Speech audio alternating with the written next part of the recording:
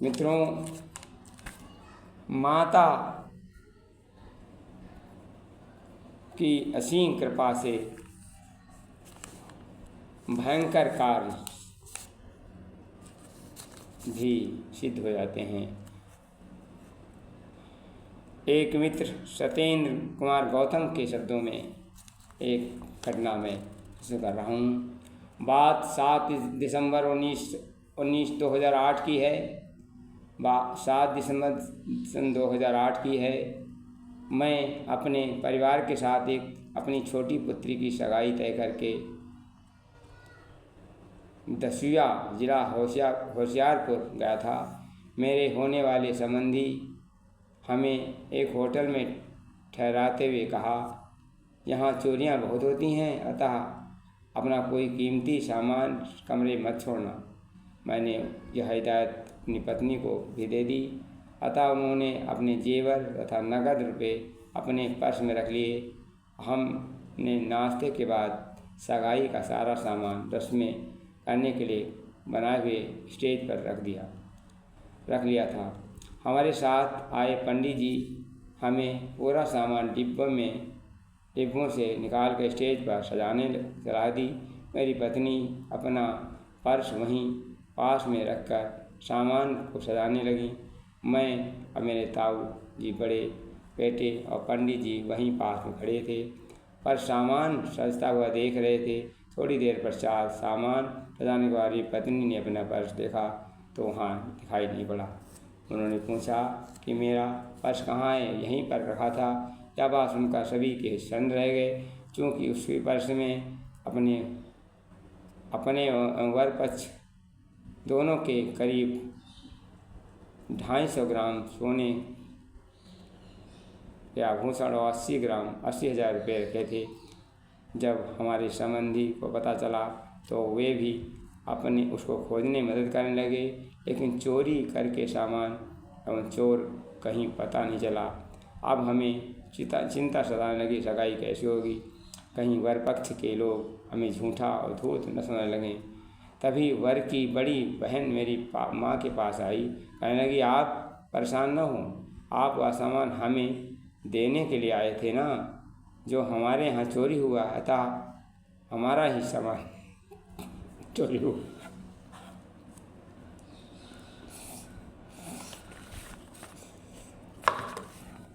आप सभी रस्में मुहूर्त हिसाब से लीजिए।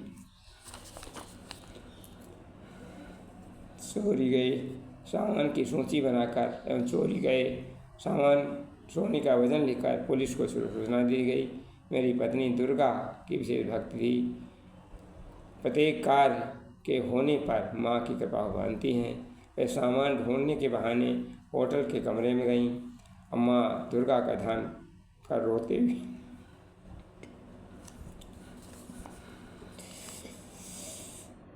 माँ से शिकायत करने लगी, आपके होते हुए मेरा अपमान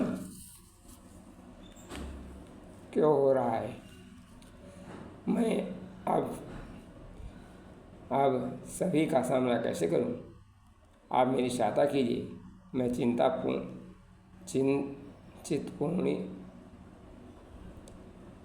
दर्शन के बिना वापस नहीं जाऊंगी, मगर अगर सामान नहीं मिला तो प्राणांत कर लूँगी। इसके पश्चात मेरे पास आकर खड़ी हुई। हम बड़ी अनमने से सगाई की रस्म करने लगे। सगाई की रस्म पूरी करके मेरे बड़े दामाद अपने क्रेडिट कार्ड से रुपए निकालकर रिंग सेरेमनी के अंगूठी लगाने बाजार चले गए। इसी समय मेरे संबंधी को पुलिस ने सूचना दी कि 13-14 वर्ष के जो लड़के पकड़े गए हैं, उनसे कुछ सामान बरामद किया गया था। थाने आकर आप लोग सामान पहचान कर लें। हम लोग थाने गए। वहाँ हमने हर चीज़ पहचान की। उन चीज़ों का वज़न अलग अलग पुलिस वालों को बताया। नोटों की गिनती के बताई गई। नोट 1,500 और 100 रुपये के थे। पुलिस वालों ने बात समझ सही पाई और संबंधित कार्यवाही की गई। 2 घंटे बाद हमारा सारा सामान वापस कर दिया गया।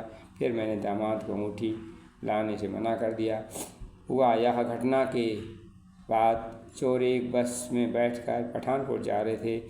जब मेरी पत्नी होटल के कमरे में माँ से प्रार्थना कर रही थी, उस समय वे घटना स्थल से लगभग 10-12 किलोमीटर दूर ही जा पाए थे। अचानक माँ ने उनके मन में भ्रम पैदा कर दिया, अगर बस में चेकिंग हुई तो लेडीज पर्स में होने के कारण पकड़े जाएंगे। अतः वे बस से उतर पड़े, पास के रेलवे स्टेशन पर चल पड़े। उन्होंने पर्स का सारा सामान एक काले रंग के पॉलिथीन रख लिया। खाली पर्स एक खेत में फेंक दिया। पर्स फेंकते समय रेलवे के केबिन में से किसी ने उन्हें देख लिया, शोर मचा दिया। स्टेशन के पास ही लोगों ने पकड़ लिया। फिर पुलिस को सूचना दी गई। इस तरह सारा सामान मिल गया। धन्य है जगत जननी माँ की कृपा। सच्चे दिल से प्रार्थना अवश्य करो, क्योंकि दुर्गा माँ के हम बेटे हैं, हम तुम्हें जगाने आए हैं। जाग उठो भारत के वीरों, हम तुम्हें जगाने आए हैं। मित्रों, दुर्गा माँ अवश्य, गायत्री माँ अवश्य कार्य पूर्ण करती हैं। वीडियो अच्छा लगे शेयर करें। धन्यवाद।